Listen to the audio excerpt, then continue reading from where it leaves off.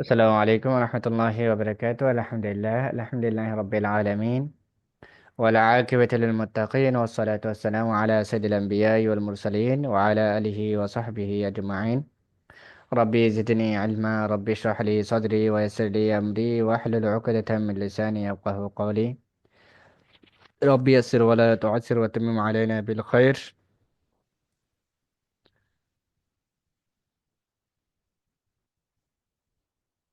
أما بعد، তো আজকের ক্লাসের মূল আলোচ্য বিষয়টা হচ্ছে সূরাতুল ফাতিহা এবং সূরাতুল বাকারা। মহান আল্লাহ তাআলা সূরাতুল বাকারা এবং সূরাতুল ফাতিহাতে কি কি বলেছেন, কোন কোন পয়েন্ট আলোচনা করেছেন, কেন করেছেন, কি করেছেন, শিক্ষণীয় কি ইত্যাদি, গুরুত্ব ফজিলত ইত্যাদি বিষয় নিয়ে আমরা আজকে পড়বো ইনশাআল্লাহ, জানবো ইনশাআল্লাহ। এখন প্রথমত আসি আমরা সূরাতুল ফাতিহা। সূরাতুল ফাতিহা, এই সূরাতুল ফাতিহা এটি একটা মাক্কি সূরা। এটাকে মক্কা অবতীর্ণ মাক্কি সূরা বলা হয়। রাসূল সাল্লাল্লাহু আলাইহি ওয়াসাল্লাম মক্কা অবস্থানকালীন সময় যে সূরাটা নাজিল হয়েছিল, সেই সূরাটাকে আপনার মাক্কি সূরা বলা হয় থাকে। আমি এই শীটের বাইরে বেশ কিছু বিষয় আলোচনা করব ইনশাআল্লাহ। তো এক্ষেত্রে আপনাদের এই বিষয়গুলো একটু কি করতে হবে, অবজারভেশন করতে হবে ইনশাআল্লাহ। যেমন আজকের যে পরীক্ষা দিয়েছি 60টি প্রশ্ন, সেই 60টি প্রশ্নের মধ্যে আমি শীটের বাইরেও, অর্থাৎ আমি ক্লাস আলোচনা করেছি এরকম বিষয় থেকেও পরীক্ষার প্রশ্ন দিয়েছি, এটাই আর কি। তো মাক্কি সূরা বলা হয় থাকে, রাসূল সাল্লাল্লাহু আলাইহি ওয়াসাল্লাম মক্কা থাকাকালীন যে সূরাটি নাজিল হয়েছিল সেটা হচ্ছে কি মাক্কি সূরা। আর মাক্কি সূরা আর হচ্ছে সূরাতুল ফাতিহার আয়াত সংখ্যা হচ্ছে 60টি। কয়টি? টোটাল 60টি। এখন এর নাম, তো সূরাতুল ফাতিহার এর নাম নিয়ে আল্লামা ইমাম সৈয়দী রাহিমাহুল্লাহ আল ইতকানু ফি উলুমিল কোরআন, আল ইতকানু ফি উলুমিল কোরআন নামক একটি গ্রন্থে সূরাতুল ফাতিহার প্রায় 20টিরও বেশি নাম উল্লেখ করেছেন। ইমাম সৈয়দী রাহিমাহুল্লাহ আল ইতকানু ফি উলুমিল কোরআন নামক গ্রন্থে 20টির অধিক নাম কি করেছেন তিনি, সূরাতুল ফাতিহার নাম দিয়েছেন। এর মধ্যে কয়েকটি উল্লেখযোগ্য নাম হচ্ছে আল ফাতিহা, খোলা, সূচনা, শুরু করা, আরম্ভ করা, আল ফাতিহা। 2 নম্বর হচ্ছে উম্মুল কিতাব, কিতাবের মা, কিতাবের মূল। মূলত মা, আল কিতাব মানে কিতাব, মানে কোরআন। কিতাব বলতে কিনা কোরআনকে বোঝানো হয়েছে। উম্মুল কিতাব, কোরআনের মা। আলহামদু, সমস্ত প্রশংসা, আলহামদ। সাবউল মাসানি, সাবউন মানে 7, মাসানি হচ্ছে পুনরাবৃত্তি। সাবউল মাসানি, পুনরাবৃত সপ্তক, অর্থাৎ 60টি আয়াত। আল কাফিয়া, যথেষ্ট। আল কাফিয়া, যথেষ্ট। এরপর আশাফিয়া, নিরাময়কারী।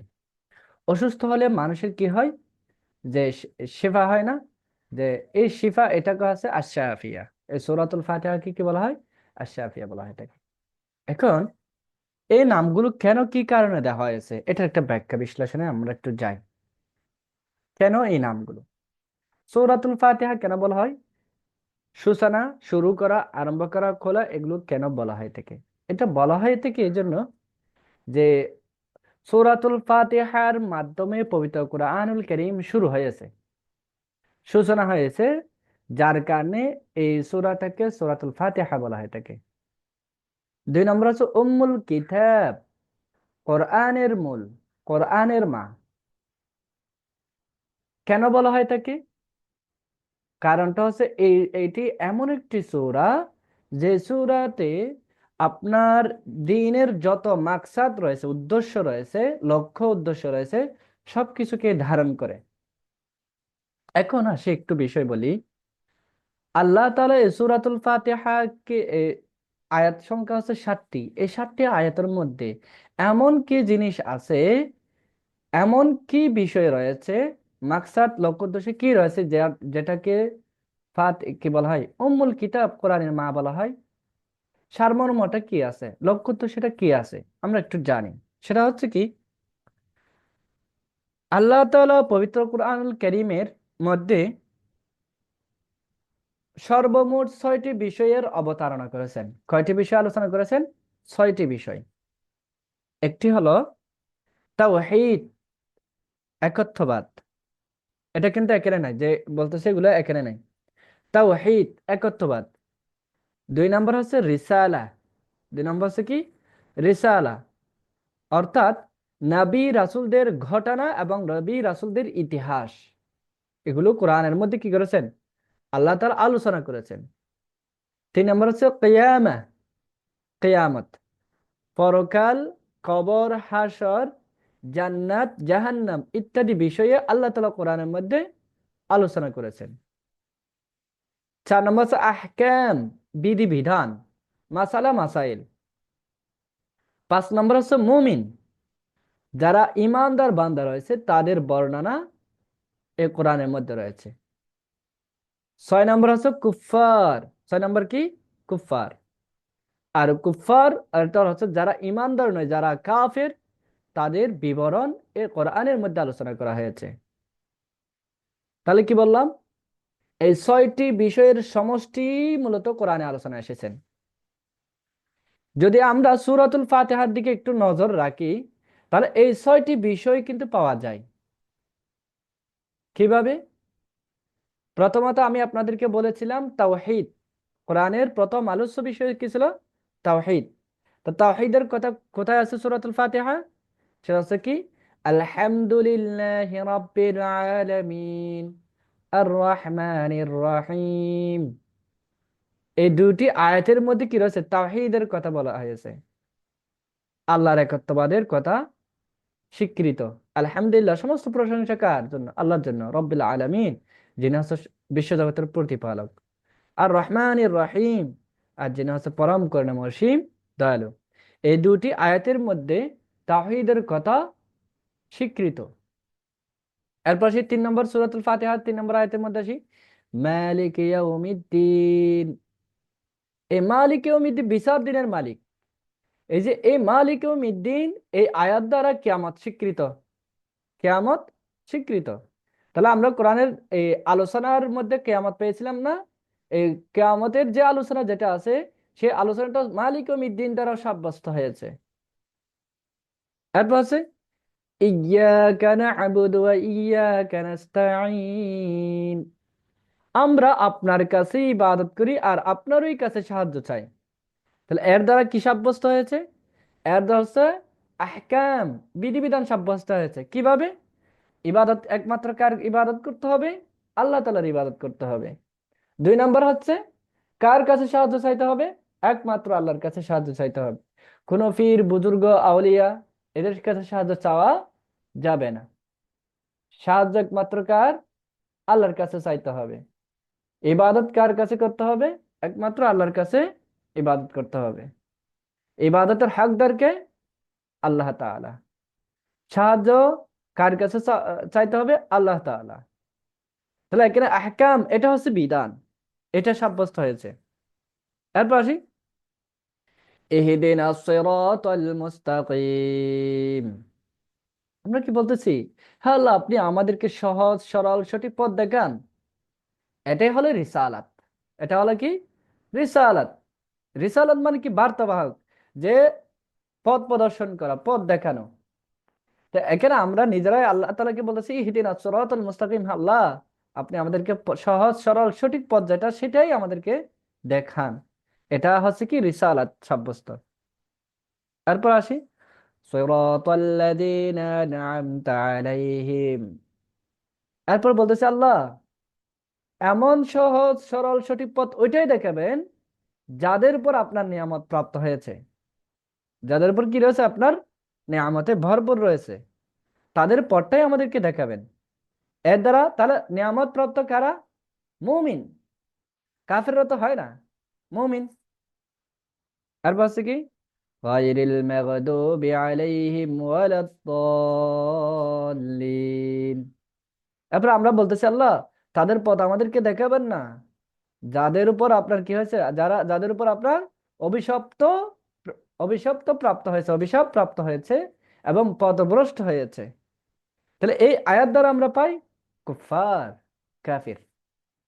তাহলে দেখেন সূরাতুল ফাতিহার যে 7টি আয়াতের মাধ্যমে আমরা কোরআনুল কারীমের যে 6টি বিষয়ের মূল আলোচনা এসেছেন সেটা এই 7টি আয়াতের মধ্যে পাই। এজন্য এই সূরাতুল ফাতিহাকে উম্মুল কিতাব বা কোরআনের মা বলা হয় থাকে। আশা করি এগুলো একটু নোট করে রাখবেন ইনশাআল্লাহ। এরপর হচ্ছে 3 নাম্বার, আলহামদ। সূরাতুল ফাতিহাকে আলহামদ কেন বলা হয়? কারণ সূরাতুল ফাতিহা যখন আমরা পাঠ করি, শুরু করি, তখন আলহামদু দিয়ে শুরু করে থাকি। এই জন্য সূরাতুল ফাতিহাকে আলহামদ বলা হয় থাকে। এরপর হচ্ছে আস-সাবউল মাসানি। আস-সাবউল মাসানি, এটার অর্থটা কি? সাবউন মানে হচ্ছে 7, আল মাসানি মানে হচ্ছে কি আপনার পুনরাবৃত্তি। অর্থাৎ আল কোরআনুল কারীমের যে 7টি, আল কোরআনুল কারীমের যে সূরাতুল ফাতিহার মধ্যে যে 7টি আয়াত আছে এটা বারবার পাঠ করা হয়। এজন্য আল্লাহ তাআলা এই সূরাটাকে নিজেই সাবউল মাসানি বলেছেন। এই সূরাতুল ফাতিহাকে আল্লাহ নিজে কি করেছেন? আস-সাবউল মাসানি ঘোষণা দিয়েছেন। যেমন আমরা দেখি ওয়ালাকাদ আতাইনাকা সাবআম মিনাল মাসানি ওয়াল কুরআনাল আযীম। এখানে কি বলতেছেন? ওয়ালাকাদ আতাইনাকা, আর আমি অবশ্যই আপনাকে দিয়েছি, আর আমি অবশ্যই কি করেছি? আপনাকে দান করেছি সাবআম মিনাল মাসানি, সাবআম মিনাল মাসানি। আমি আপনাকে কি দিয়েছি? সাবউল মাসানি, অর্থাৎ পুনরাবৃত্তি পূর্ণ সব 7টি আয়াত আমি আপনাকে দান করেছি। ওয়াল কোরআন আল আযীম, এবং কোরআন, এবং কি কোরআন, মহাগ্রন্থ আল কোরআন। তো এখানে সরাসরি আপনার সাবআম মিনাল মাসানি, এটা দ্বারা মূলত সূরাতুল ফাতিহা, 7টি আয়াত বিশিষ্ট সূরাতুল ফাতিহাকে বলা হয়েছে। এখন এটা কেন বলা হয়েছে যে এটাকে সাবআন মাসানি বলার অন্যতম আরেকটা কারণ হচ্ছে এখানে আয়াত সংখ্যা রয়েছে 7টি, এবং আমরা যখন নামাজে দাঁড়াই তখন প্রতিটি রাকাতে এই সূরাটা পাঠ করতে হয়। এই সূরা, এই 7টি আয়াত বিশিষ্ট সূরাটা যদি পাঠ করা না হয় তাহলে নামাজ হবে না। স্পষ্ট হাদিস, সূরাতুল ফাতিহা ছাড়া নামাজ পড়লে নামাজ হবে না। এরপর আসি, সাবউন মাসানি হিসেবে আরো একটি নামকরণের কারণ রয়েছে। আরো একটি নামকরণ কি রয়েছে? কারণ রয়েছে। এটাতে আমরা একটু যাই। সেটা হলো যে এই সূরা পাঠ করার মাধ্যমে, পড়ার মাধ্যমে মহান আল্লাহ তাআলার আস-সানাউ মানে প্রশংসা করা হয়।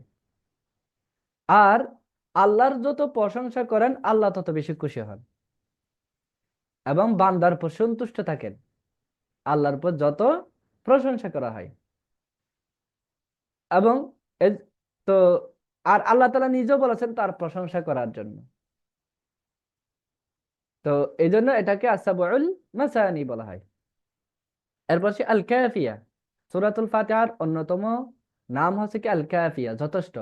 কিরকম যথেষ্ট? সেটা হচ্ছে কি সূরাতুল ফাতিহার মধ্যে কোরআনের সব সূরার মর্মার্থ ধারণ করে থাকেন।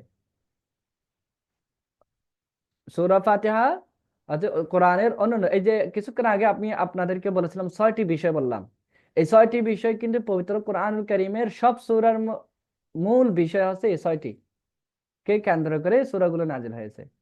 এই 6টি বিষয় কিন্তু সূরাতুল ফাতিহার মধ্যে রয়েছে। আর এই সূরাতুল ফাতিহা আরো বাকি 113, আরো বাকি 113টি সূরার বিপরীতে এই সূরাতুল ফাতিহাই যথেষ্ট।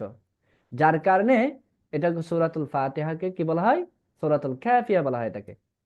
আর আশ-শাফিয়া, নিরাময়কারী, শিফা দানকারী। তো সূরাতুল ফাতিহা দিয়ে কিন্তু রোকেয়া এবং ঝাড়ফুঁক করলে আল্লাহ তাআলা শিফা দান করে থাকেন, যার কারণে এটাকে বলা হয় আশ-শাফিয়া। একবার এক আরব উত্তরের সর্দারকে সাপ কি করে দিয়েছিলেন? সাপ বা বিচ্ছু কামড়ে দিয়েছিল। তখন একজন সাহাবী সূরাতুল ফাতিহা পড়ে তাকে ঝাড়ফুঁক করে দিয়েছেন, এবং সে ঝাড়ফুঁক করার সাথে সাথে ওই লোকটি সুস্থতা লাভ করে থাকেন। এই ঘটনা রাসূল সাল্লাল্লাহু আলাইহি ওয়াসাল্লামকে বলা হলে তখন রাসূল সাল্লাল্লাহু আলাইহি ওয়াসাল্লাম ওই সাহাবীকে উদ্দেশ্য করে বলেন, ওয়ামা ইউদরিকা আন্নাহা রুকয়া, মামা ইউদ্রিকা, তুমি কিভাবে জানছো আন্নাহা রুকিয়া, যে এই সূরাতুল ফাতিহা দিয়ে রুকিয়া ও ঝাড়ফুঁক করা হয়, এটা তুমি কিভাবে জানছো? কার কথা? রাসূল সাল্লাল্লাহু আলাইহি ওয়াসাল্লাম বলতেছেন। তাহলে আমরা এটা জানলাম সূরাতুল ফাতিহার। এরপর আসি সূরাতুল ফাতিহার ফজিলত ও গুরুত্ব। রাসূল সাল্লাল্লাহু আলাইহি ইসলাম থেকে বর্ণিত, একবার রাসূল সাল্লাল্লাহু আলাইহি ইসলাম আবু সাঈদ বিন মুআল্লা রাদিয়াল্লাহু তাআলা কে বললেন, কি বললেন? লাউ আল্লিমান্নাকা সূরাতান হিয়া আ'যামু সুওয়ারি ফিল কুরআন আলহামদুলিল্লাহি রাব্বিল আলামিন হিয়া সাবউল মাথানি ওয়াল কুরআনুল আযীমুল্লাযী উতীতুহু লাউ আল্লিমান লাউ আল্লামান্নাকা লাউ আল্লিমান্নাকা লাউ আল্লিমান্নাকা, আমি অবশ্যই অবশ্যই তোমাকে শিখাবো সূরাতান, এমন একটি সূরা, আমি তোমাকে অবশ্যই অবশ্যই এমন একটি সূরা শিখাবো, হিয়া আ'যামুস সুওয়ারি ফিল কোরআন, যে সূরাটা আছে কোরআনের মধ্যে সবচেয়ে মর্যাদাবান, সবচেয়ে সর্বশ্রেষ্ঠ সূরা, এই সূরাটি আমি তোমাকে শিখাবো। কে বলতেছেন? রাসূল সাল্লাল্লাহু আলাইহি ওয়াসাল্লাম নিজে বলতেছেন। তা আর সেই সূরাটা কি? আলহামদুলিল্লাহি রাব্বিল আলামিন। আর এই সূরাটার নাম কি? হিয়া আস-সাবউল মাসানি, আর এই সূরাটার নাম হচ্ছে কি সাবউল মাসানি ওয়াল কোরআনুল আযীমুল্লাযী উতীতুহু, আর মহান আল কোরআনুল কারীম, যেটা আমাকে কি করা হয়েছে, উতীতুহু, যেটা আমাকে দান করা হয়েছে, যেটা আমাকে দান করা হয়েছে। কার কথা? রাসূল সাল্লাল্লাহু আলাইহি ওয়াসাল্লাম বলতেছেন। রাসূল সাল্লাল্লাহু আলাইহি ওয়াসাল্লাম বলতেছেন যে কোরআনের মধ্যে সবচেয়ে সর্বশ্রেষ্ঠ সূরা হচ্ছে কি সূরাতুল ফাতিহা, আর আর যে আরেকটা হচ্ছে কি সূরাতুল ফাতিহা, আর হচ্ছে আল কোরআন। এই এটি আল্লাহ তাআলা আমাকে কি করেছেন? দান করেছেন। এরপর 2 নম্বর, আল্লাহ রাসূল সাল্লাল্লাহু আলাইহি ওয়াসাল্লাম ইরশাদ করেন, ওয়াল্লাযী নাফসি বিয়াদিহি মা উনজিলাত ফিত তাওরাতি ওয়ালা ফিল ইনজিল ওয়ালা ফিজ জাবুর ওয়ালা ফিল ফুরকানি মিসলাহা ওয়া ইন্নাহা সাব'উন মিনাল মাসানি ওয়াল কুরআনুল আযীমুল্লাযী উ'তীতুহু।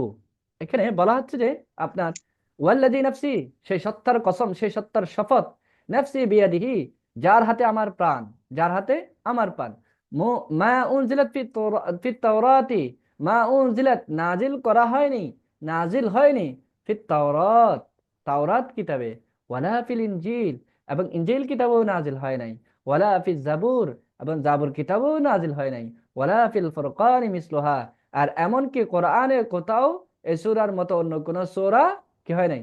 নাজিল হয় নাই, নাজিল হয়নি। ওয়া ইন্নাহা, আর সেই সূরাটা কি? ওয়া ইন্নাহা সাব'উন মিনাল মাসানি, আর সেই সূরাটা হচ্ছে সাব'উন মাসানি। আর কি? ওয়াল কোরআনিল আযীমুল্লাযী উতীতুহু, এবং মহান কোরআন, যেটি আমাকে কি করেছেন? আল্লাহ তাআলা আমাকে দান করেছেন, যেটি আমাকে কি দেওয়া হয়েছে। তাহলে দেখেন, সুবহানাল্লাহ, সূরাতুল ফাতিহার কত গুরুত্ব, কত ফজিলত। এছাড়া আরো অনেক ফজিলত, অনেক গুরুত্ব রয়েছে, আমরা এগুলো একটু একটু করে জানি ইনশাআল্লাহ। এখান থেকে মনের খোরাক যোগাবে আপনাদের। এই যে আপনার সূরাতুল ফাতিহা সম্পর্কে জানেন, এখন এগুলো জানার যখন নিজের ভিতরে যখন উপলব্ধি আসবে, তখন আরো বেশ কিছু জানার জন্য আপনাদের কি হয়ে যাবেন, যে আগ্রহ সৃষ্টি হবে। তখন তাফসির পড়বেন, কোন একটা তাফসির বই নিয়ে পড়বেন, দেখবেন আরো নতুন কিছু তথ্য জানবেন সূরাতুল ফাতিহা সম্পর্কে। আমাদের সময় সংক্ষেপের কারণে বিস্তারিত আলোচনা করা হয়তো সম্ভব হচ্ছে না, যতটুকু সম্ভব হয় এতটুকু আলোচনা করবো আর কি ইনশাল্লাহ। এখন আসি এই সূরার শুরু থেকে এবং শেষ, শুরু যেটা হয়েছে সেটার সাথে শেষের মিল আছে কিনা সেটা আমরা একটু দেখি। সেটা হচ্ছে কি, এই সূরাটা শুরু হয়েছে আলহামদুলিল্লাহি রাব্বিল আলামিন, প্রশংসা দিয়ে, আল্লাহর হাম দিয়ে, আল্লাহর গুণগান দিয়ে। সমস্ত প্রশংসা কার জন্য? রব্বুল আলামিনের জন্য। তাহলে এখন শেষ আয়াতের মধ্যে আমরা একটু যাই, সেটা হচ্ছে কি, ইহদিনাস সিরাতাল মুস্তাকিম সিরাতাল লাযিনা আন'আমতা আলাইহিম গায়রিল মাগদুবি আলাইহিম ওয়ালাদ-দাল্লিন।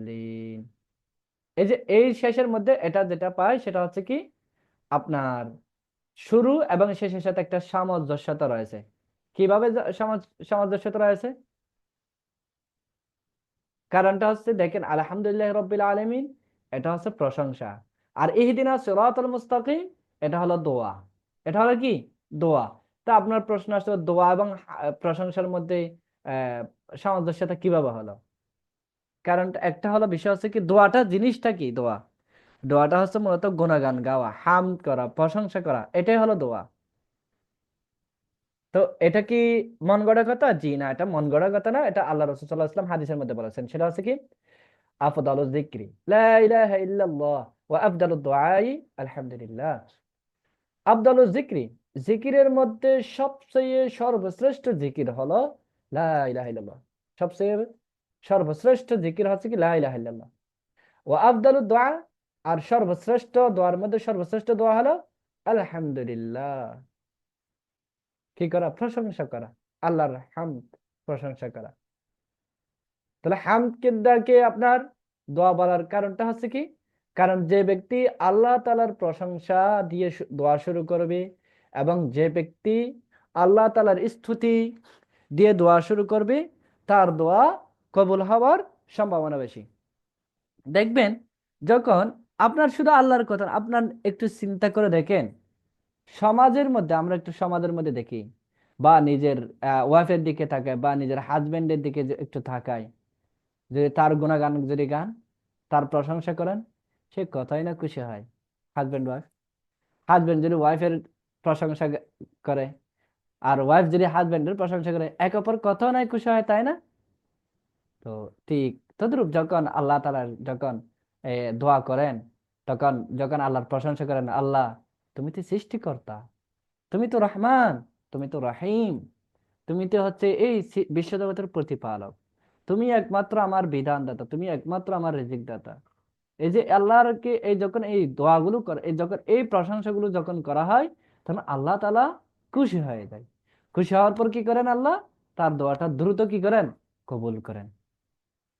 এরপর আসি, এই সূরার মূল কেন্দ্রীয় বিষয়বস্তুটা কি? সেটা হচ্ছে কি, দিনের দিন ইসলামের রূপরেখা উপস্থাপন করেছেন, এবং মৌলিক ও শাখাগত যেসব দিনের বিষয়গুলো রয়েছে, সেগুলো এই সূরার মধ্যে কি করেছেন? এনেছেন, উপস্থাপন হয়েছে। এখন এই সূরার আলোচ্য বিষয়টা কি? সূরার আলোচ্য বিষয়টা হচ্ছে, সূরা শুরুতে কিন্তু এখানে এসেছে আকীদার কথা এসেছেন। কিসের কথা এসেছেন? আকীদার কথা এসেছেন। তারপরে ইবাদতের কথা এসেছেন। সর্বশেষ মানহাজের কথা এসেছেন, কর্মপদ্ধতি সম্পর্কে এসেছেন। কয়টি বিষয়ের আলোচনা এসেছেন সূরাতুল ফাতিহার মধ্যে? ভালো করে একটু খেয়াল করেন, এগুলো প্রশ্নের মধ্যে এভাবে আসবে। কয়টি বিষয়ের আলোচনা এসেছেন সূরাতুল ফাতিহা? তিনটি। একটা হলো আকীদা, দুই নম্বর হচ্ছে ইবাদত, তিন নম্বর হচ্ছে মানহাজ। এই তিনটি বিষয় সূরাতুল ফাতিহার মধ্যে এসেছেন। তাহলে কিভাবে, একটু আমরা একটু ব্যাখ্যার মধ্যে যাই। সেটা হচ্ছে প্রথম আয়াত, আলহামদুলিল্লাহি রাব্বিল আলামিন। আর এই আলহামদুলিল্লাহ রাব্বিল আলামিন আলামিনের মধ্যে আমরা তাওহীদুল উলুহিয়া ইশারা করা হয়েছে। আলহামদুলিল্লাহি রাব্বিল আলামিন মানে তাওহীদুল উলুহিয়ার দিকে এটা কি করা হয়েছে? সাব্যস্ত করা হয়েছে, ইশারা করা হয়েছে, এটা সাব্যস্ত হয়। এখন তাওহীদুল উলুহিয়া এটা কি? তাওহীদুল ইলুহিয়া হচ্ছে কি, শরীয়তের মধ্যে, ইসলামী শরীয়তের মধ্যে যত কিছু আছে, যত কিছুকে আমরা ইবাদত মনে করে থাকি, সব ইবাদত একমাত্র আল্লাহ তাআলার জন্য করা, এটাকে, এবং এই ইবাদত করতে গিয়ে অন্য কাউকে শরীক না করা, এটার নাম হচ্ছে তাওহীদুল উলুহিয়া। তাওহীদুল উলুহিয়া মানে কি, আমরা ইসলামী শরীয়তের মধ্যে যা কিছু ইবাদত মনে করি, এবং সব ইবাদতে একমাত্র আল্লাহর জন্য করতে হবে, এবং আল্লাহ ছাড়া অন্য কাউকে শরীক করা যাবে না। এটা হলো তাওহীদুল উলুহিয়া। আবার এই তাওহীদুল উলুহিয়াটা তাওহীদুর রুবুবিয়্যাতকেও ধারণ করে থাকেন। কিভাবে? আগে কিভাবে সেটা আমরা একটু পরে আসি, সেটা আগে তাওহীদুর রুবুবিয়্যাতটা কি? তাওহীদুর রুবুবিয়্যাত হলো আপনার আল্লাহ তাআলা এক, আল্লাহ তাআলা অদ্বিতীয়, তার কোনো শরীক নাই, তিনি একমাত্র বিশ্ব জগতের স্রষ্টা, আমরা হলাম তার সৃষ্টি, তিনি হলো আমাদের রিজিক দাতা, তিনি হলো আমাদের কি, যে সৃষ্টিকর্তা, তিনি হলো আমাদের নিয়ন্ত্রক, এবং তিনি হলো আমাদের সব কিছু মালিক তিনি। ইত্যাদি এগুলো বিশ্বাস করার নামটাই হচ্ছে তাওহীদুর রুবুবিয়্যাত। তাওহীদুর রুবুবিয়্যাত। এখন আসি, সেটা হলো আপনার তাওহীদুর রুবুবিয়্যাত। এখন তাওহীদুল উলুহিয়্যাতের মধ্যে তাওহীদুর রুবুবিয়্যাতকে কিভাবে ধারণ করে? সেটা হলো, যে ব্যক্তি মহান আল্লাহ তাআলার ইবাদত করবে, সে অবশ্যই আল্লাহ যে এক, অদ্বিতীয়, আল্লাহ যে একমাত্র সৃষ্টিকর্তা, আল্লাহ যে একমাত্র রব, সেটা স্বীকৃতি দিয়েই তো সে ইবাদত করে। তাহলে সে হিসেবে আমরা বলতে পারি তাওহীদুল উলুহিয়্যাতের মধ্যে তাওহীদুর রুবুবিয়্যাত রয়েছে। এটাই হচ্ছে আকীদা। এরপর আসি, আর আল্লাহ তাআলার যে প্রশংসা করা, হামদ বা স্তুতি গাওয়া, এগুলো হচ্ছে একটা ইবাদত। আর এই ইবাদতটা শুধুমাত্র কার হতে হবে? একমাত্র আল্লাহ তাআলার হতে হবে। আলহামদুলিল্লাহি রাব্বিল আলামিন, একমাত্র আল্লাহর হতে হবে। আর এটা হলো তাওহীদুল উলুহিয়্যাত। এরপরে আসি আর রহমানির রহিম। আর রহমান রহিম। এখন আর রহমানির রহিম, যিনি দয়াময়, পরম করুণাময় এবং পরম দয়ালু। এখানে তাওহীদুল আসমা ওয়া সিফাতের দিকে ইশারা করা হয়েছে। তাওহীদুল আসমা ওয়া সিফাত বলতে কি? মহান আল্লাহ তাআলার যেসব নাম, গুণবাচক নাম রয়েছে, এখানে টিকা দেওয়া আছে। মহান আল্লাহ তাআলা যেসব এবং শুধু মহান আল্লাহ তাআলা যেসব নাম কোরআন এবং হাদিসের মধ্যে এসেছেন, গুণাবলী যেগুলো এসেছেন, সেগুলোকে সবগুলোকে একেবারে নিঃসন্দেহে, বিনা বাক্যে, বিনা উজরে বিশ্বাস করার নামটাই হচ্ছে তাওহীদুল আসমা ওয়াস সিফাত। যেমন আমরা বলি গফুরুন, আল্লাহ ক্ষমাশীল, বিনা উজরে, বিনা কাইফিয়তে, কোনো ওজর ছাড়া বিশ্বাস করতে হবে। এটা হলো তাওহীদুল আসমা। আমরা বলি আল্লাহ তাআলা হাকিম, আল্লাহ তাআলা হচ্ছে সামি', আল্লাহ তাআলা বাসীর, আল্লাহ তাআলা হচ্ছে খালিক, আল্লাহ তাআলা হচ্ছে রাজ্জাক, আল্লাহ তাআলা হচ্ছে আল মান্নান। এই যে সিফাতি নাম, এগুলো আমাদেরকে বিনা বিনা দলিলে বিশ্বাস করতে হবে। আর এটাই হলো কি? তাওহীদুল আসমা ওয়াস সিফাত, যা আমরা আর রহমান রহিম থেকে পাই। 2 নম্বর, এরপর আসি মালিক ইয়াউমিদ্দিন, কিয়ামত দিবসের মালিক। এখানে কিয়ামতকে কি করা হয়েছে? ইন্ডিকেট করা হয়েছে, কিয়ামতের কথা এসেছে। তারপর এসেছে কি? ইবাদতের কথা এসেছেন। ইয়াকা না'বুদু ওয়া ইয়াকা নাস্তাঈন। আর আমরা কার ইবাদত করব? একমাত্র আল্লাহর ইবাদত করব এবং আল্লাহর কাছে সাহায্য চাইব। আল্লাহর কাছে সাহায্য চাইব। তাহলে ইবাদত পাওয়া গেছে। এরপর আছে কি? মানহাজ, কর্মপদ্ধতি, কর্মপন্থা কি?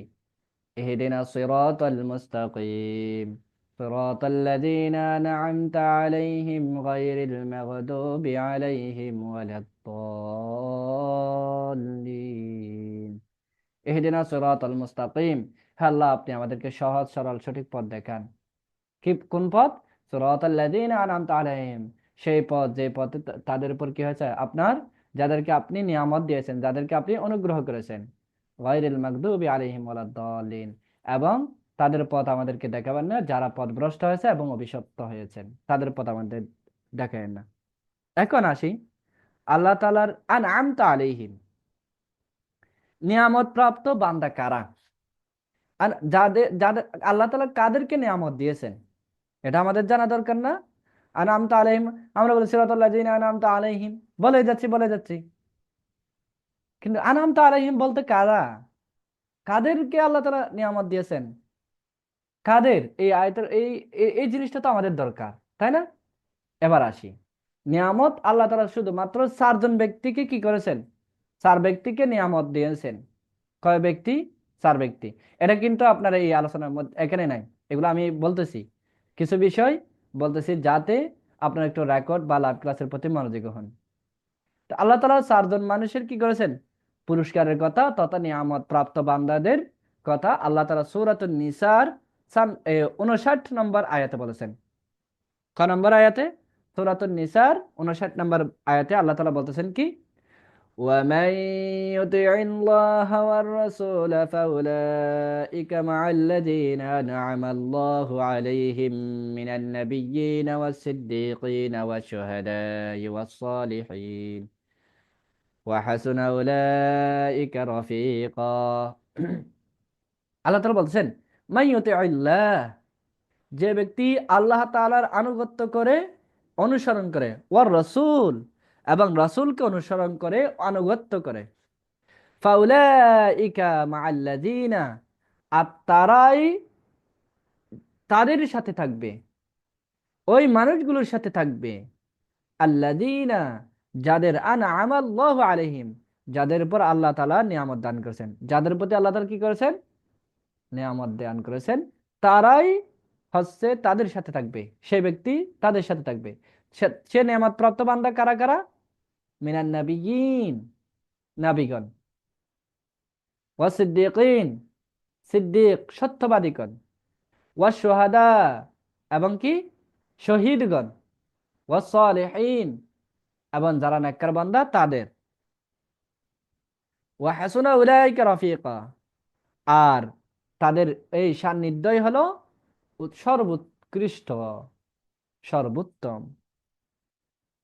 তাহলে আমরা জানি সিরাতাল্লাযীনা আনআমতা আলাইহিম নিয়ামত প্রাপ্ত বান্দা কারা কারা? চারজন: নবী, সিদ্দিক, শুহাদা, শুহাদা মানে শহীদগণ, তারপর সালিহিন, নেককার বান্দা। তাহলে এখন আমরা অবশ্যই বলবো, সূরাতুল ফাতিহা যখন পড়বো তখন আমরা নিয়ামত প্রাপ্ত বান্দা যখন বলবো সিরাতাল্লাযীনা আনআমতা আলাইহিম বলবো, তখন আমরা এই চারজনের কথা স্মরণ করব। আমরা কি এই চার দলের নবী? এটা তো হওয়া সম্ভব নয়, কখনো সম্ভব না। আমরা কি সিদ্দিকের কাতারে পড়েছি? আমরা কি সত্যবাদীদের কাতারে অন্তর্ভুক্ত হতে পেরেছি? শুহাদা, শহীদের অন্তর্ভুক্ত হতে পেরেছি?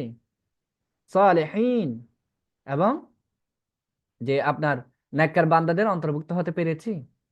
এই যে বিষয়গুলো একটু চিন্তা করবেন, তাহলে মনে করবেন আপনার সালাতের মধ্যে খুশু হুজু চলে আসবে এবং মনোযোগটা বাড়বে। এরপর আসি গায়রিল মাগদুবি আলাইহিম ওয়ালাদ-দাল্লিন। এখানে কাফেরদের কথা বলা হয়েছে এবং দুই শ্রেণীর কাফেরদের কথা বলা হয়েছে। কাফেরদের বলতে এখানে দুই শ্রেণীর কথা বলা হয়েছে। সেটা কি? মাগদুব, অভিশপ্ত প্রাপ্ত, অভিশাপ প্রাপ্ত, অভিশাপ প্রাপ্ত। এখন তাফসীরের মধ্যে শুধু অভিশাপ প্রাপ্ত হচ্ছে কারা?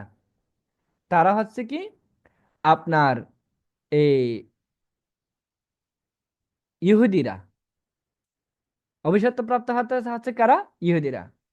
ইহুদিরা তারা কিন্তু প্রচুর পরিমাণ জেদি ছিল, গর্ব করত, অহংকার করত, যার কারণে এবং গর্ব বা অহংকার এবং হচ্ছে কি জেদের কারণে, অতিরিক্ত জেদের কারণে তারা আল্লাহ তাআলার বিধানকে মানতে রাজি হয় না, যার কারণে আল্লাহ তাআলা তাদেরকে কি করে দিয়েছেন? অভিশপ্ত দলের মধ্যে অন্তর্ভুক্ত করে দিয়েছেন। এরপর ওয়ালাদ দলিন, পথভ্রষ্ট। এবং পথভ্রষ্ট বলতে কাদেরকে বলা হয়েছে? এখানে বলা হচ্ছে যারা ওই ওই সব লোক যারা হচ্ছে আপনার অজানা এবং মূর্খতাবশত আল্লাহ তাআলাকে কি করতে পারেনি? মেনে নিতে পারেনি। তারা হলো দলিন। এই দলিন কারা? তারা হলো খ্রিস্টান। মাগদুব বলতে ইহুদি, দলের মধ্যে খ্রিস্টানদেরকেই বোঝানো হয়েছে। তাহলে এখন আমরা একটু বলতে পারি এই সূরাতুল ফাতিহার মধ্যে আমরা তিন ধরনের মানুষের কথা পাই।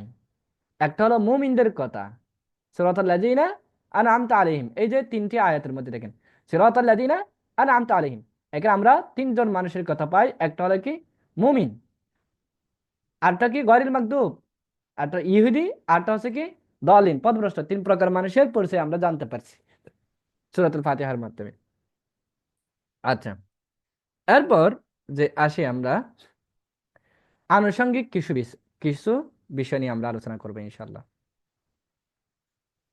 সেটা হচ্ছে আপনার হামদ এবং প্রশংসা দিয়ে এই সূরাটা কি হয়েছে? শুরু হয়েছে। হামদ এবং প্রশংসা দিয়ে কি করা হয়েছে? এই সূরাটি শুরু হয়েছে। কারণ একটা বিষয় দেখেন, আল্লাহ তাআলা তার বান্দার কাছে তার বান্দা তার কাছে চাওয়ার আগেই কিন্তু আল্লাহ তাআলা রেডিমেড দিয়ে দিয়েছেন। আচ্ছা একটু দেখেন তো, ইহুদি, খ্রিস্টান, বৌদ্ধ, নাস্তিক ব্লগার, হিন্দু, যারা যারা আছে, তারা আল্লাহর দিন দিন অবাধ্য করতেছে না? আল্লাহ তাআলা কি তাদের কখনো নিয়ামত বন্ধ করে দিয়েছেন? এখন আমরা যে দুইজন মানুষের সাথে যখন কখনো যদি ঝগড়া হয়, দুইজন মানুষের সাথে যদি আমাদের কি হয়, একটু ঝগড়া হয়, তখন সেক্ষেত্রে আমরা কি করি? দূর, তার সাথে কোনো লেনদেন করব না, হ্যাঁ, তার সাথে কথা বলবো না, এরকম হয় না? সম্পর্কটা নষ্ট হয়ে যায়, তাই না? কিন্তু আল্লাহ তাআলা সেটা তো সম্পর্ক নষ্ট করে নাই। আল্লাহ তাআলা তাদেরকে কি দিয়েছেন? রিজিক আগে থেকে রেডিমেড করে দিয়েছেন। যারা ইহুদি, খ্রিস্টান, হিন্দু, বৌদ্ধ যারা আছে, তাদের তাদেরকে আল্লাহ তাআলা আগে থেকে কি দিয়েছেন? রিজিক দিয়ে দিয়েছেন। তাদের আল্লাহর নিয়ামত আগে থেকে দিয়েছেন, নিয়ামত আগে থেকে দিয়েছেন। এজন্য আল্লাহ তাআলা তার নিজের জন্য হামদ, অর্থাৎ আল্লাহ বলতেছেন আমি তো তোমাদেরকে দিয়েছি, শুধু তোমরা আমার প্রশংসা করো। এটা নিজের জন্য তিনি আবশ্যক করে নিয়েছেন। তাই এজন্য আমাদেরকে বেশি বেশি করে কি করতে হবে? আল্লাহর প্রশংসা করতে হবে। আল্লাহ আল্লাহর বেশি বেশি কি করতে হবে? আল্লাহর প্রশংসা করতে হবে।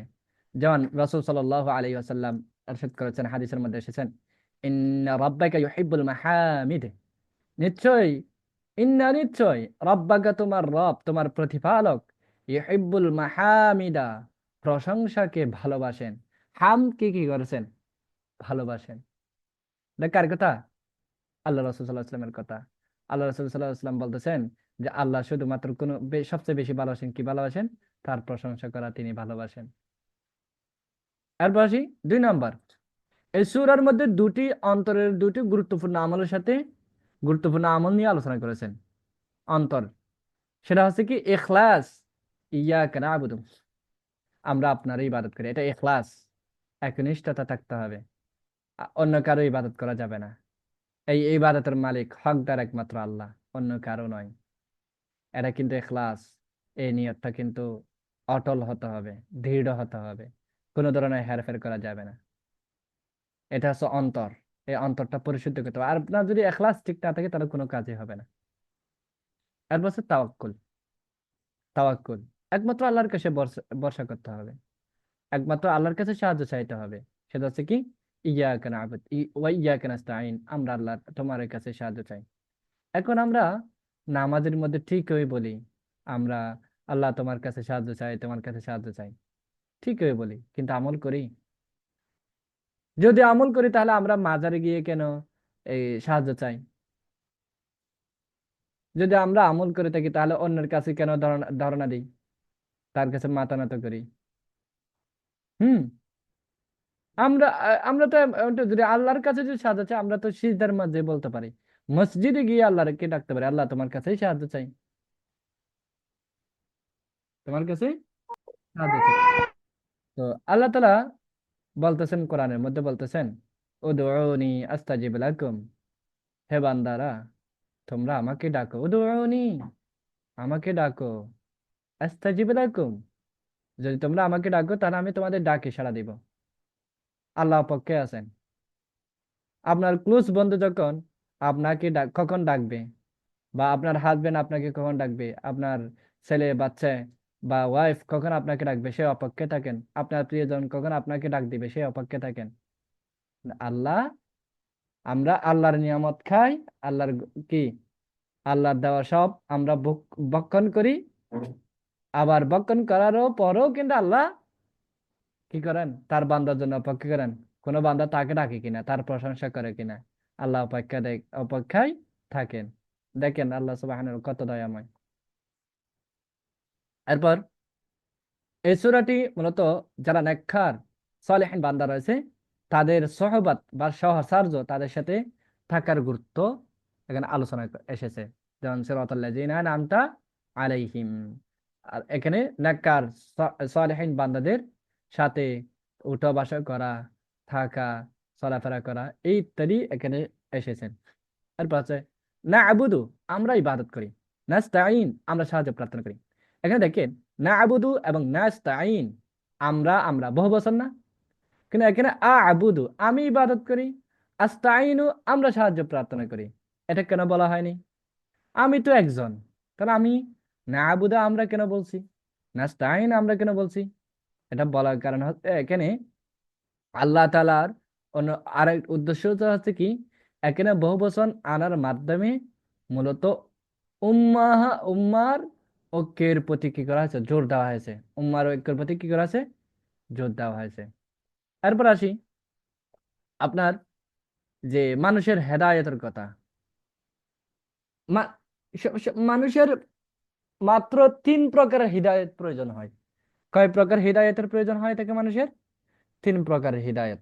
একটা হলো হিদায়াতুল ইরশাদ, হৃদায়তের পথ প্রদর্শন করা। হৃদায়তটা কিরকম হবে, পথটা কোথায়? আমি এখন চৌরাস্তার মোড়ে আছি, চৌরাস্তার মোড় থেকে আমি কোথায় যাব, কোন দিকে যাব, এটা একটা হৃদায়ত, পথ। আরটা হচ্ছে যেটাকে আমরা বলি যে সিগন্যাল, কি করা, যে আপনার এই সিগন্যাল দেওয়া, যে এই পথে গেলে ঢাকা যাওয়া যাবে, এই রাস্তায় গেলে অমুক জায়গা যাওয়া, চট্টগ্রাম যাওয়া যাবে। এই যে হেদায়েতুল ইরশাদ বলতে এটাই। 2 নম্বর যেটা হেদায়েত বলা হয় সেটা হচ্ছে কি, 2 নম্বর যে হেদায়েতের প্রয়োজন আছে সেটা হচ্ছে হিদায়াতুত তাওফিক, হিদায়াতুত তৌফিক দেওয়া, হিদায়াতের কি দেওয়া, তাওফিক দেওয়া। 3 নম্বর হচ্ছে কি হিদায়াতুত তাসবিত, এবং সেই হিদায়াতের উপর অটল থাকা, অবিচল থাকা, সেই হিদায়তের উপর অবিচল থাকা, অটল থাকা। এই 3টা হিদায়তের কি হয়, প্রয়োজন হয় একজন মানুষের। এই 3টা হিদায়তের কি হয়, প্রয়োজন হয় থাকেন। এখন আমরা হিদায়াতুল ইরশাদ, হিদায়াতুত তাওফিক, হিদায়াতুত তাসবিত এগুলো বলতে কি বুঝি, এগুলো ব্যাপারে একটু আমরা আসি। সেটা হচ্ছে হিদায়াতুল ইরশাদ, হিদায়তের পথ প্রদর্শন করা। যেমন আল্লাহ তাআলা সূরাতুশ শুআরার মধ্যে বলেছেন, وإنك لتهدي إلى صراط مستقيم। আর আপনি কেবল কি দেখান, সরল সরল সহজ পথ, আপনি পথ প্রদর্শন করেন। কার কথা বলা হচ্ছে এখানে? আল্লাহ তাআলা তার রাসূল সাল্লাল্লাহু আলাইহি ওয়াসাল্লামকে বলতেছেন যে, হে রাসূল, আপনি এখানে কি করেন, শুধু তাদেরকে পথ দেখান, আমি যে পথটা দেখাচ্ছি সেটি আপনি তাদেরকে দেখান। এটা হলো হিদায়াতুল ইরশাদ। এখানে কথা হচ্ছে এই এই আয়াত যেটা আমরা পাই সেটা হচ্ছে আল্লাহ রাসূল সাল্লাল্লাহু আলাইহি ওয়াসাল্লাম মানুষদেরকে কি রেখেছেন, সঠিক এবং সরল পথটি দেখিয়েছেন। এটা হলো হিদায়াতুল ইরশাদ। এখন আল্লাহ রাসূল সাল্লাল্লাহু আলাইহি ওয়াসাল্লাম থেকে প্রদত্ত হেদায়েতটাই তো আমরা তো যাচ্ছি। আল্লাহ রাসূল সাল্লাল্লাহু আলাইহি ওয়াসাল্লাম যে হেদায়েতটা দেখিয়েছেন, যে রাস্তাটা দেখিয়েছেন, সেই রাস্তা দিক দিয়ে তো আমরা জীবন যাপন করতেছি, সেই হেদায়েত দিয়ে আমরা চলতেছি। তারপর আছে হিদায়াতুত তৌফিক, হেদায়েতের তৌফিক প্রদান। যেমন সূরাতুল কাসাসের মধ্যে আল্লাহ তাআলা বলেন, إنك لا تهدي من أحببت ولكن الله يهدي من يشاء وهو أعلم بالمهتدين।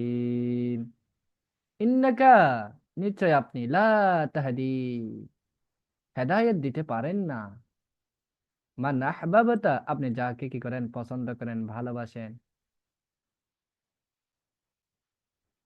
ওয়ালাকিন্নাল্লাহ, কিন্তু আল্লাহ তাআলা ইয়াহদি, কি করেন, হেদায়েত দেন, মাইয়া সাজা ইচ্ছা।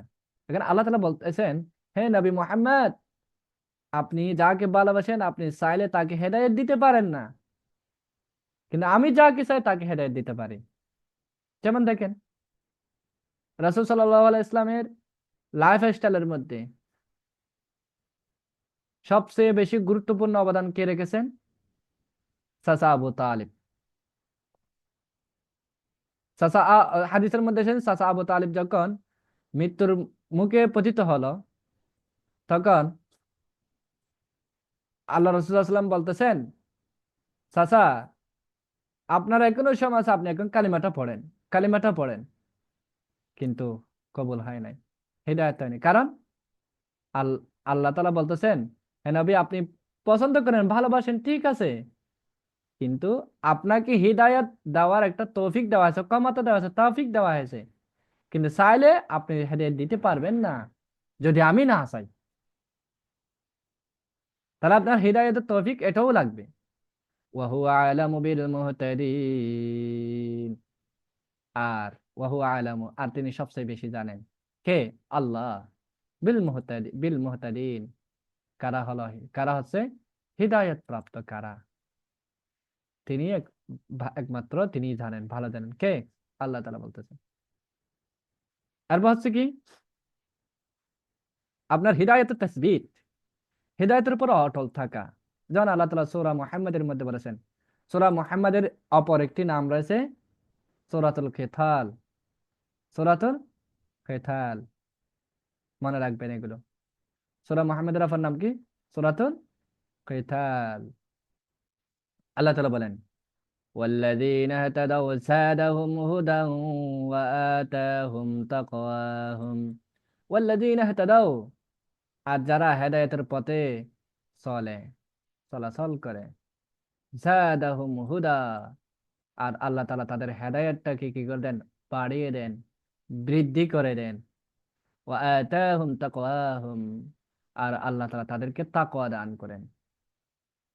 তাহলে এখন আল্লাহ রাসূল সাল্লাল্লাহু আলাইহি ইসলাম হেদায়েতের পথ বাতলে দিয়েছেন, আল্লাহ যেমনটি বলেছেন তেমনটি। আবার এই হেদায়েতের পথে যদি চলেন, আল্লাহ হেদায়েত বাড়িয়ে দিবে এবং আল্লাহ তাকওয়া দিবে। এখন যদি হেদায়েতের উপর যদি না চলি, কোরআন অনুযায়ী না চলি, সুন্নাহ অনুযায়ী না চলি, আল্লাহ কি হেদায়েত দিবে? এই আয়াত অনুযায়ী তো বলতেছে আল্লাহ তো হেদায়েত দিবে না। আল্লাহ শুধুমাত্র তাদেরকে হেদায়েত দিবে যারা হেদায়েতের পথে চলে। আল্লাহ তাআলা তাদেরকে তাকওয়া দিবেন যারা হেদায়েতের পথে চলে। হিদায়াতুত তাসবিত, এখানে জাদাহুম হুদা এর মূল মর্মার্থটা যেটা হলো, যারা হেদায়েতের পথে চলে, আল্লাহ তাআলা তাদেরকে হেদায়েতের উপর কি কি রাখেন? অটল রাখেন, এবং হেদায়েতটা আরো বৃদ্ধি করে দিয়ে থাকেন। এবং তো হেদায়েতের পাশাপাশি শুধু শুধু হেদায়েত দেন এমনটা না, বরং আল্লাহ তাআলা তার হেদায়েতটাকে যেন অটল থাকতে পারে, সেটাও আল্লাহ তাআলা বাড়িয়ে দিয়ে থাকেন। এজন্য আল্লাহ তাআলা প্রতিটি সালাতের মধ্যে সূরাতুল ফাতিহা পাঠ করা ওয়াজিব করে দিয়েছেন। আমরা বারবার বলতেছি না, ইহদিনাস সিরাতাল মুস্তাকিম, আল্লাহ আমাকে হেদায়েত দান করুন, আল্লাহ আমাকে হেদায়েত দান করুন, সিরাতুল মুস্তাকিম দান করুন, সিরাতুল মুস্তাকিম দান করেন। দেখছেন এটা কেন বলা হচ্ছে? ওই যে আল্লাহর দেওয়া পথ যেটা আছে সেটা আমরা যদি চাই, আল্লাহর কাছে বেশি চাই, হেদায়েতের পথে চলি, তাহলে আল্লাহ তাআলা আমাদেরকে হেদায়েতের উপর কি রাখবেন? অটল রাখবেন। এরপর হচ্ছে কি আল্লাহ তাআলা এই সূরাতুল ফাতিহা তথা কোরআনটাকে শুরু করেছেন হাম দিয়ে, প্রশংসা দিয়ে। তো এখানে এই হামদের গুরুত্ব, ফজিলত কি? সেই ফজিলত, একজন বান্দার জীবনে হামদের গুরুত্ব কতটুকু, সেটা যদি আমরা জানি, তাহলে অবশ্যই আমাদের বোধগম্য এবং কি হবে? আমাদের উপলব্ধি হবে। এখানে আসি, আফদালু ইবাদিল্লাহিল হামাদুন, আল্লাহর সর্বোত্তম বান্দা হলো তারা যারা বেশি বেশি কি করেন? আল্লাহ তাআলার হামদ আদায় করেন। সর্বোত্তম বান্দা কারা? যারা আল্লাহ তাআলার সবচেয়ে বেশি কি করেন? যে আপনার হামদ আদায় করে। আল্লাহ তাআলা সবচেয়ে বেশি কি করেন? হামদ আদায় করেন।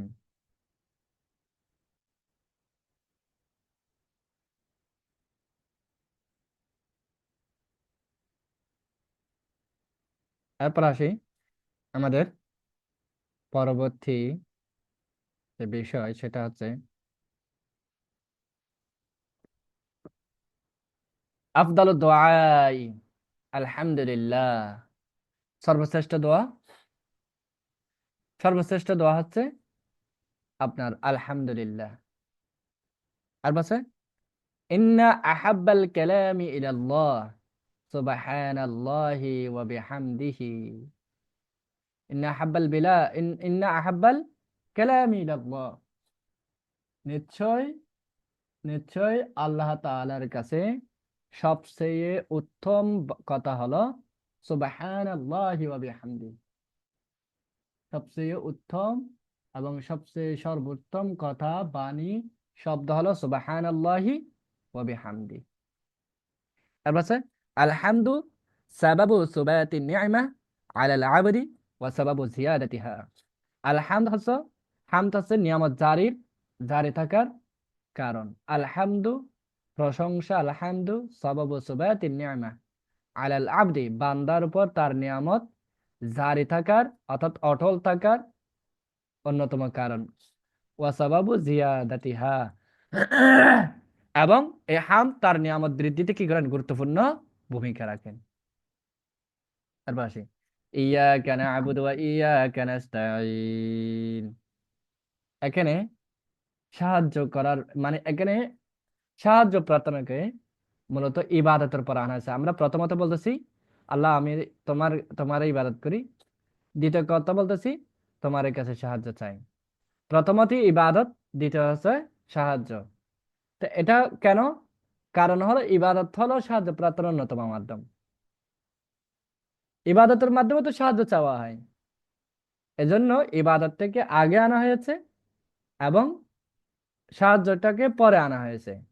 আর আল্লাহ তাআলার ইবাদত, আল্লাহ তাআলার আনুগত্য ব্যতীত আল্লাহর কাছে কোনো সাহায্য প্রার্থনা করা যায় না।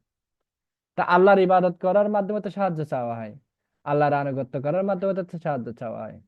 এরপর আসি সূরাতুল ফাতিহার সঙ্গে সূরাতুল বাকারা এবং সূরাতুল আলে ইমরানের সম্পর্কটা কি আমরা সেটা একটু জানি। সেটা হচ্ছে কি, সূরাতুল ফাতিহার শেষে এসেছে ইহদিনাস সিরাতাল মুস্তাকিম, আল্লাহ আপনি আমাদেরকে সরল পথ দেখান। ঠিক এই কথাটি সূরা বাকারার শুরুতে আল্লাহ তাআলা বলতেছেন আলিফ লাম মিম যালিকাল কিতাবু লা রাইবা ফীহি হুদাল লিল মুত্তাকিন। আল্লাহ তাআলা সূরাতুল বাকারার মধ্যে কি বলছেন? হুদাল লিল মুত্তাকিন, মুত্তাকিদের জন্য হেদায়েত। এটা আল্লাহ নিজে বলেছেন, মুত্তাকিদের জন্য কি? হেদায়েত। তাহলে আমরা সূরাতুল ফাতিহার মধ্যে হেদায়েত চাইছি না আল্লাহর কাছে? আল্লাহ আমাদেরকে হেদায়েত দান করেন।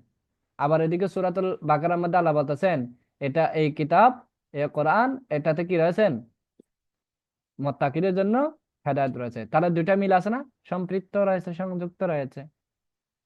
এবার সূরাতুল ফাতিহার সাথে সূরা আলে ইমরান এবং সূরাতুল বাকারার সাথে আরো কি মিল আছে সেটা একটু দেখি। সেটা হলো সূরাতুল ফাতিহার সাথে শেষে আছে গায়রিল মাগদুবি আলাইহিম, যারা অভিশপ্ত হয়েছে তাদের পথ না দেখানোর কথা বলা হয়েছে। আর তারা হলো কি? ইহুদি। ঠিক তদ্রূপ আল্লাহ তাআলা সূরা বাকারার মধ্যে ইহুদিদের অবস্থা এবং ইহুদিদের বৈশিষ্ট্য কি করেছেন? বর্ণনা করেছেন। ইহুদিদের বৈশিষ্ট্য এবং ইহুদিদের যে কালচার, অবস্থা ইত্যাদি আল্লাহ তাআলা কি করেছেন? বর্ণনা করেছেন। কোথায়? সূরাতুল বাকারার মধ্যে। আর প- সূরাতুল ফাতিহার মধ্যে আরেকটা সর্বশেষ অংশ কি? ওয়ালাদ-দাল্লিন, যারা পথভ্রষ্ট তাদের পথ দেখাবেন না। এখন আর পথভ্রষ্ট কারা? তারা হলো খ্রিস্টান। তারা কি? খ্রিস্টান। ঠিক সূরাতুল আলে ইমরানের মধ্যে আল্লাহ তাআলা খ্রিস্টানদের অবস্থা এবং খ্রিস্টানদের বৈশিষ্ট্য কি করে দিয়েছেন? বর্ণনা করেছেন। বৈশিষ্ট্য বর্ণনা করেছেন। তো এই হলো সূরাতুল ফাতিহার তাদাব্বুর। অবশ্যই এগুলোর আসলে শেষ হয় না, তাদাব্বুরটা শেষ হয় না, শুরু আছে। শেষ হয় না, কি আছে? শুরু আছে। কিন্তু আমরা এগুলো যাগুলো জানছি এগুলো আমরা আরো বেশি করে জানার জন্য চেষ্টা করব। যা জেনেছি এগুলো আপনার আপনার চিন্তা, গবেষণা, রিসার্চ করার জন্য চেষ্টা করবো ইনশাআল্লাহ। এরপর আসি সূরাতুল বাকারা। সূরাতুল বাকারা এটা একটি মাদানী সূরা। সূরাতুল বাকারা কি? মাদানী সূরা। মাদানী সূরা কি? রাসূল সাল্লাল্লাহু আলাইহি ওয়াসাল্লাম মদিনা থাকাকালীন অবস্থায় যে সূরাগুলো নাজিল হয়েছে সেই সূরাগুলো হচ্ছে মাদানী সূরা। আর সূরাতুল বাকারার আয়াত সংখ্যা হচ্ছে 286। এই সূরাতুল বাকারার নাম হচ্ছে কি? আল বাকারা গরু, আজ-জাহরা উজ্জ্বল, আস-সানাম শিকড়, আল ফুস্তাত তাবু, আল ফুস্তাত তাবু। এর নাম কি? কেন এই নামগুলো দেওয়া হয়েছে? বাকারা কেন দেওয়া হয়েছে? কারণ আল্লাহ তাআলা সূরাতুল বাকারার মধ্যে গাভী নিয়ে, বাকারা মানে হচ্ছে গরু, গরুকে কেন্দ্র করে একটি ঐতিহাসিক ঘটনা বর্ণনা করেছেন। এবং সেই ঐতিহাসিক ঘটনা থেকে আল্লাহ তাআলা তার বান্দাদের জন্য অনেক অনেক কিছু বিষয়, শিক্ষণীয় বিষয় দিয়েছেন এই ঘটনার মাধ্যমে। আর সেটা হচ্ছে কি, শিক্ষাটা কি, গরুর ঘটনা থেকে শিক্ষাটা কি, আল্লাহর বিধানের ক্ষেত্রে কোনো ধরনের গড়িমসি করা যাবে না, কোনো ধরনের অজুহাত দেওয়া যাবে না, কোনো ফুল স্টপ, কোনো দাড়ি, কোনো কমা, কোনো কিছু দেওয়া যাবে না। আল্লাহ বলেছেন, সাথে সাথে তার বিধান, তার হুকুম গ্রহণ করতেই হবে এবং সেটা বাস্তবায়ন করতে হবে। যেমন আল্লাহ তাআলা যে মুসা আলাইহিস ইসলামের মাধ্যমে তার কওমকে বলা হয়েছিল যে তোমরা একটা গাভী জবাই করো, কিন্তু বনি ইসরায়েলরা মুসা আলাইহিস ইসলামের কওম বলছেন গাভীটা সাদা, হলুদ, কালো, মোটা নাকি চিকন, হ্যাঁ, শিং আছে নাকি নাই, খোড়া নাকি সুস্থ, নানান ধরনের বাহানা করতে থাকে, নানান ধরনের। পরবর্তীতে এটা তো আরো অনেক কাহিনী আছে, আপনারা জেনে নিবেন, ইনশাআল্লাহ পড়ে নিবেন, ঘটনাগুলো জানা দরকার। তো তারা যত বেশি প্রশ্ন করেছেন আল্লাহর বিধান, তত বেশি তারা কি হয়েছেন, সমস্যা সৃষ্টি হয়েছে, তাদেরকে গাভী খুঁজতে অনেক হয়রান হতে হয়েছে। যদি যখনই বলল গাভী জবাই করতে, তখন যে কোনো একটা গাভী জবাই করলে কিন্তু হয়ে যেত। ওই যে তাদের অন্তরে বক্রতা রয়েছে। এই জন্য আল্লাহ তাআলা বলতেছেন যে আল্লাহর কোনো বিধান যখন নাজিল হবে, ইয়া হবে, এগুলো তখন কোনো ধরনের কি করা যাবে না, যে আপনার এদিক হেরফের করা যাবে না। শুধু কি করবেন, যে যা বলেছেন সাথে সাথে, কোনো ওজর ছাড়া সাথে সাথে কি করবেন, বাস্তবায়ন করবেন, গ্রহণ করবেন। এরপর আজ-জাহরা, এই সূরাটি মূলত উভয় জাহানে হিদায়াতের পথে, পথটাকে কি করে থাকেন, আলোকিত করে থাকেন। এই জন্য এটাকে বলা সূরাতুল বাকারা, সূরাতুল জাহরা, আলোকিত করা, আলোক উজ্জ্বলতা দান করে। আসসালাম, শিখর, কোন বস্তুর শ্রেষ্ঠ বা সর্বোচ্চ অংশকে কি বলা হয় থাকেন, শিখর বলা হয় থাকে। তো যেমন সানামুল জামালি, অর্থাৎ ওঠের শিকড়। ওঠের শিকড় বলতে ওটার যে ফিট আছে, সেই ফিটের যে সর্বোচ্চ যে অংশটা আছে, সেই অংশটাই হচ্ছে ওটার শিকড়, ওটার খোঁজ যেটা আছে এটা। তো এখানে সানামুল, সানাম দিয়ে সূরাতুল বাকারার মধ্যে আল্লাহ তাআলা কি বলতে চাচ্ছেন এখানে, সেটা হচ্ছে মুসলিম উম্মার যে কল্যাণগুলো রয়েছে, মুসলিম উম্মার যে সাফল্য রয়েছে, সেই সাফল্যের জন্য আল্লাহ তাআলা যে মানহাজ দিয়েছেন, যে কর্মপদ্ধতি দিয়েছেন, এই কর্মপদ্ধতির বিস্তারিত বিবরণ সবচেয়ে সূরাতুল বাকারার মধ্যে আলোচনা হয়েছে। এই জন্য মর্যাদার দিক দিয়ে এই সূরাকে সানামুল কোরআন, অর্থাৎ কোরআনের শিকড় বলা হয় থাকে, কোরআনের সর্বোচ্চ সূরা বলা হয় থাকে। কারণ আল্লাহ তাআলা তার পদ্ধতি, মানহাজ ইত্যাদি এগুলো সবই কোথায় বর্ণনা করেছেন, সূরাতুল বাকারার মধ্যে। আর বলছে আল ফুসতাত, তাবু। তো এই সূরাটি মূলত একটি সামরিক কেন্দ্রীয় সামরিক তাবুর মতো। কারণ কি, যে বিষয়টা হচ্ছে, যেমন আমাদের বাংলাদেশ সেনাবাহিনী প্রধান, তিনি তার ক্যান্টনমেন্ট থেকে কি করে থাকেন, ঘোষণা পাঠ করে থাকেন, তার সৈনিকদেরকে দিক নির্দেশনা দিয়ে থাকেন। ঠিক সেনাবাহিনীরা তার সেনা প্রধান তার দিক নির্দেশনা মেনে চলেন, পালন করেন। ঠিক তেমনই আল্লাহ তাআলা এই সূরার মধ্যে তার মানহাজ, তার কর্মপদ্ধতি, যে দিক নির্দেশনা এবং নির্দেশ যা এসেছেন, এই নির্দেশগুলো তার উম্মাহ কি করবে থাকেন, এই সূরা থেকে গ্রহণ করবে। নির্দেশ আল্লাহ তাআলা যা কিছু আছে সবকিছু সূরা বাকারার মধ্যে দিয়েছেন, সেখান থেকে উম্মারা, তার বান্দারা এই হুকুম, বিধিবিধান এগুলো কি করবে, ওই তাবু থেকে, অর্থাৎ সূরাতুল বাকারা থেকে গ্রহণ করবে। এই জন্য এটাকে আল ফুসতাত বলা হয় থাকে। সূরাতুল বাকারার ফজিলতটা কি, গুরুত্বটা কি, আমরা আসি। সাইয়্যিদুনা আবু উমামা বাখিলী রাদিয়াল্লাহু তাআলা আনহু বলতেছেন যে আল্লাহ রাসূল সাল্লাল্লাহু আলাইহি ওয়াসাল্লাম বললেন, ইকরাউল কোরআন, তোমরা কোরআন পড়ো, তোমরা কোরআন পড়ো, ফাইন্নাহু ইয়াতি ইয়াউমাল কিয়ামাহ, কারণ কোরআন ইয়াতি নিয়ে আসবে, ইয়াউমাল কিয়ামা, কিয়ামতের দিন, শাফিআন লিআসহাবিহি, সুপারিশকারী হিসেবে। কাল কিয়ামতের দিন কোরআন তেলাওয়াতকারী সুপারিশকারী হিসেবে কিয়ামতের দিন আগমন করবে, সুপারিশ করবে। আরো বলতেছেন ইকরাউজ জাহরাওয়াইনি, এবং তোমরা জাহরাওয়াইন অর্থাৎ দুটি উজ্জ্বল সূরা পাঠ করো। জাহারুন, ওই যে উজ্জ্বল, জাহারুন থেকে জাহরাওয়াইন আছে, দুটি উজ্জ্বল সূরা তোমরা কি করো? পাঠ করো। সেটা হচ্ছে কি আল বাকারা ওয়া সূরাত আলি ইমরান, এবং সূরা আলি ইমরান এবং সূরাতুল বাকারা তোমরা কি করো? পাঠ করো।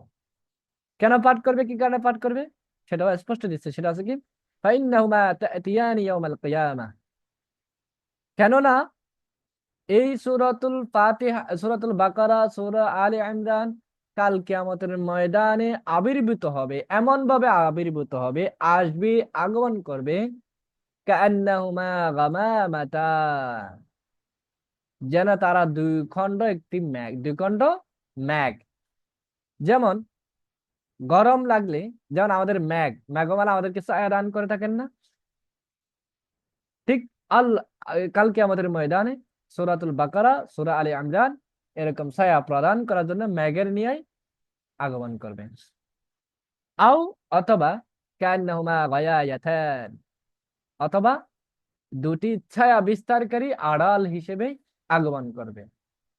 আও অথবা কান্নাহুমা ফিরকানি মিন তায়রিন সাওয়াফা, অথবা দুই ঝাঁক ডানা মেলা পাখির মতো হয়ে এই দুইটি সূরা আসবে, সূরাতুল বাকারা, সূরাতুল আলে ইমরান।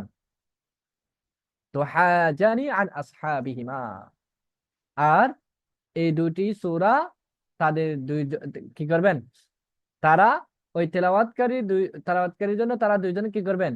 তো হাজান মানে কি করবেন, আপনার হচ্ছে এই সুপারিশ করবে।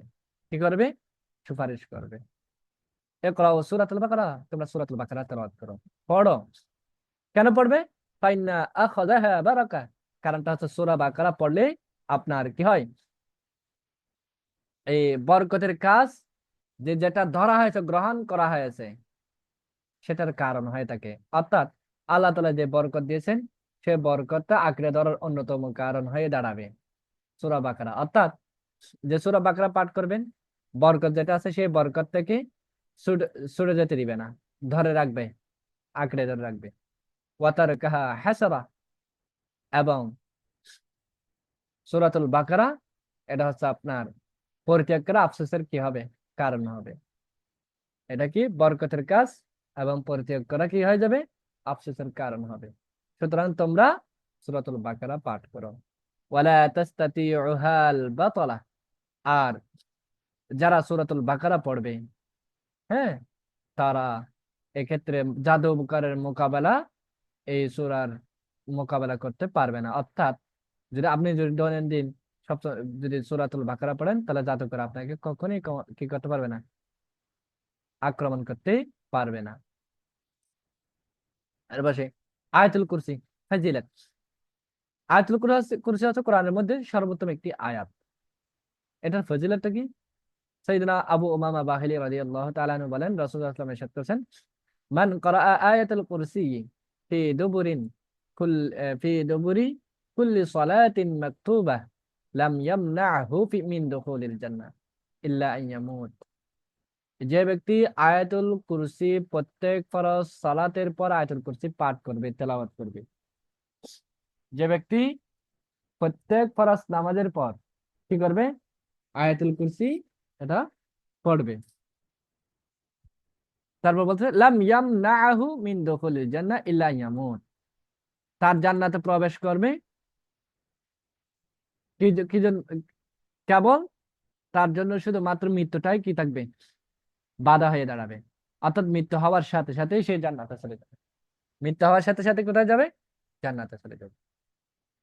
এরপর আসি শেষ দুই আয়াত যেটা রয়েছে সূরাতুল বাকারার মধ্যে, যে দুটি আয়াত আছে সেই দুটি আয়াতের ফজিলত। মান ক্বারাআ বিল আয়াতাইনি মিন আখিরি সূরাতিল বাকারা ফি লাইলাতিন কাফাতাহু।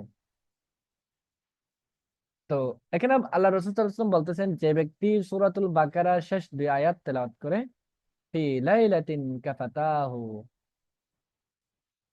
তা তার জন্য কি হয়ে যায়? যথেষ্ট হয়ে যায়।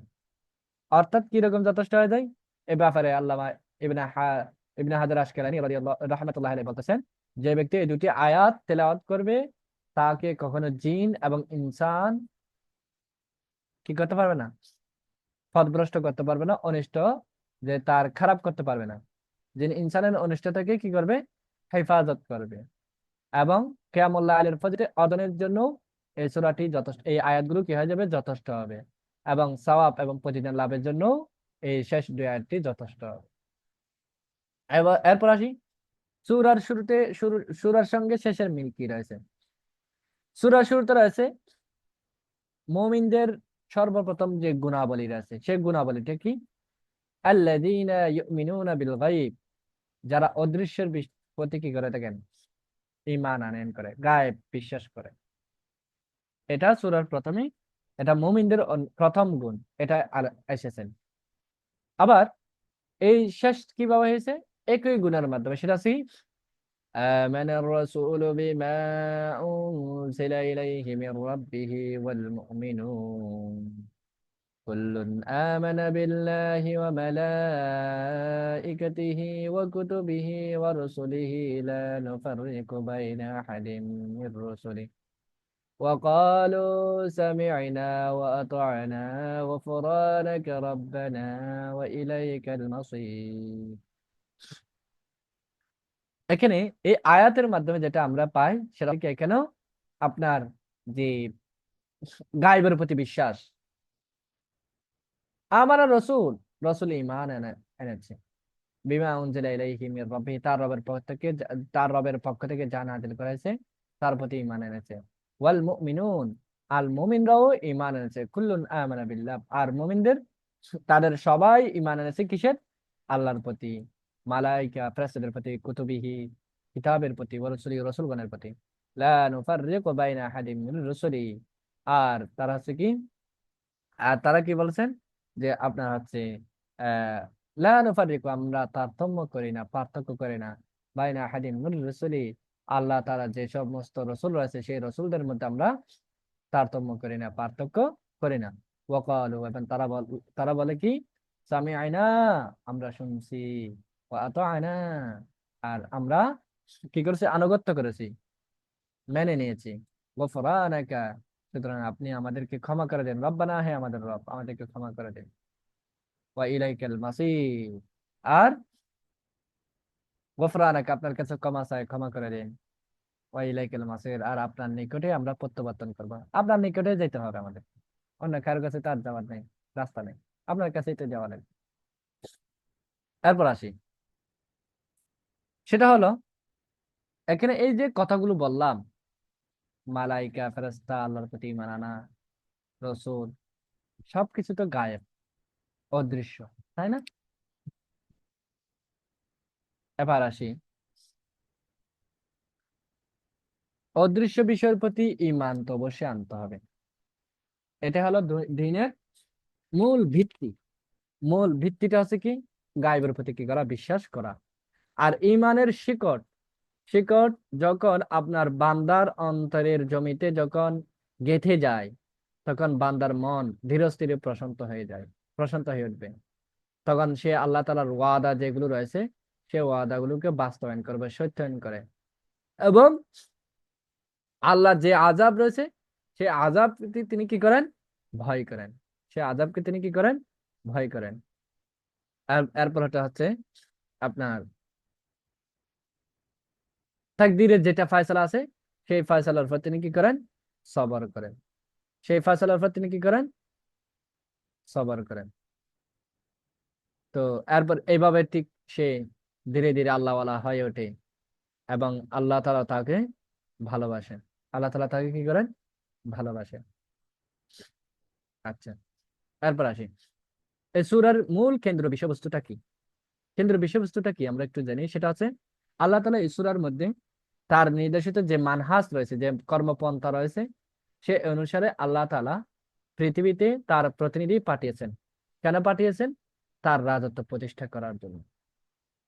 এবং এই সূরা যে এই মাকসাদ যেটা রয়েছেন, এই যে মানহাজ রয়েছেন, যে লক্ষ্য কর্ম পদ্ধতি রয়েছে, সেই এই লক্ষ্য কর্ম পদ্ধতি সবগুলো এক বিন্যাসে আপনার আল্লাহ তাআলা এই সূরার মধ্যে অসাধারণ ভাবে এক ধারায় কি করেছেন, উপস্থাপন করেছেন এই সূরার মধ্যে, যা সহজে অন্তরের মধ্যে কি হবে, ধলা দেয়, নাড়া দেয়, এবং বুদ্ধিবৃত্তিকে কি করে দেন, জাগিয়ে তুলে থাকেন। এটা হলো সূরা কেন্দ্রীয় বিষয়বস্তু। এই সূরার আলোচ্য বিষয়টা কি, আমরা আসি। এই সূরার আলোচ্য বিষয়টা হচ্ছে, সূরার শুরুতে, একেবারে শুরুতে আল্লাহ তাআলা মানুষকে তিন ভাগে ভাগ করেছেন।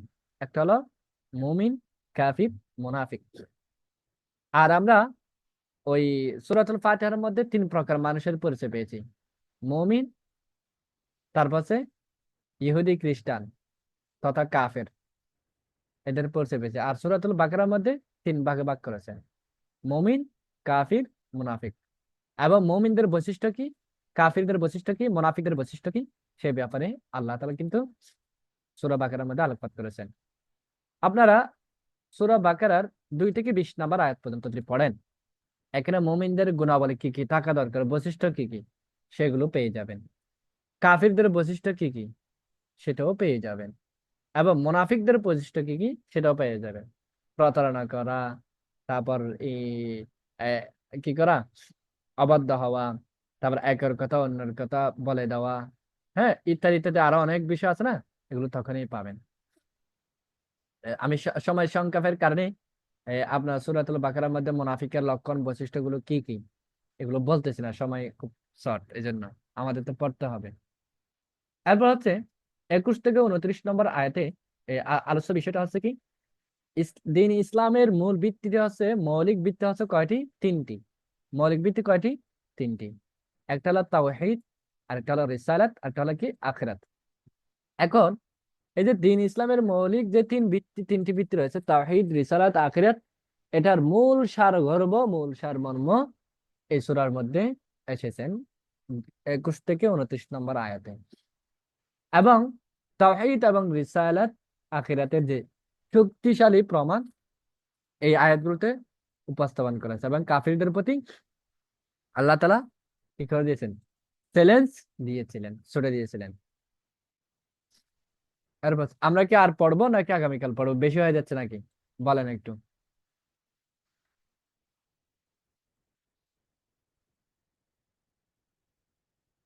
সামনে আরো আগাবো নাকি এতটুকু থাকবে, একটু আর্লি বলেন ইনশাল্লাহ।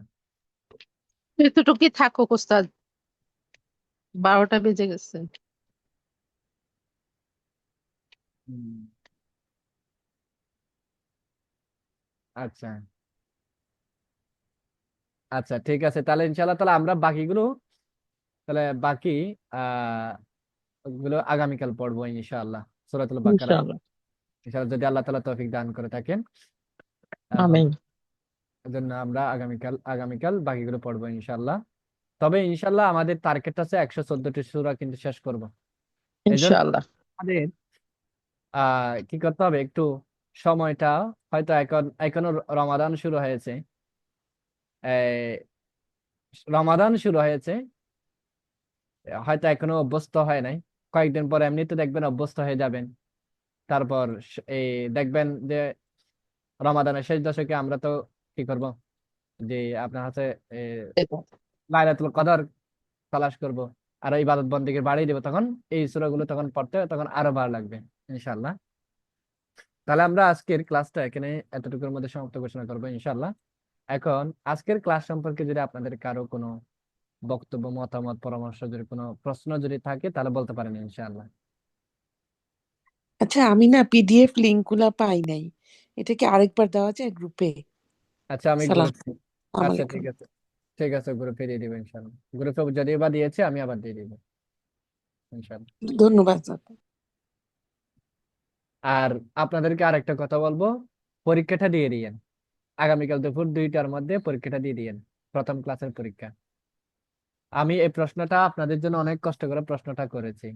কেন করেছি, যাতে আপনারা মনোযোগী হন, এবং শীটের বাইরেও কিছু আলোচনা করতেছি, যাতে আপনারা ক্লাসের প্রতি মনোযোগী হন।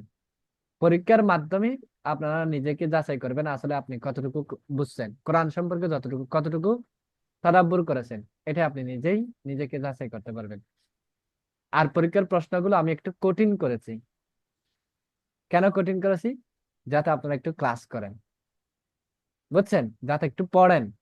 সহজ করলে তো আপনারা পড়বেন না। পিডিএফ পড়লেন, পরীক্ষা দিয়ে দিলেন, এটা শিখা হলো না তো। এজন্য আমি একটু কঠিন করে প্রশ্ন করেছি, যাতে আপনারা পিডিএফটা খুব মনোযোগ সহকারে পড়েন, রেকর্ডটা ভালো করে শুনেন, এই আর কি, যাতে আমরা খুব এই এখান থেকে ফায়দা হাসিল করতে পারি ইনশাআল্লাহ। ঠিক আছে, তাহলে আমিন। আল্লাহ তাআলা আমাদেরকে তৌফিক দান দান করুক। সুবহানাকাল্লাহুম্মা ওয়া বিহামদিকা নাশহাদু আল লা ইলাহা ইল্লা আনতা নাস্তাগফিরুকা ওয়া নাতুবু ইলাইক ওয়া মা আলাইনা ইল্লাল বালাগ। আসসালামু আলাইকুম ওয়া রাহমাতুল্লাহি ওয়া বারাকাতুহু।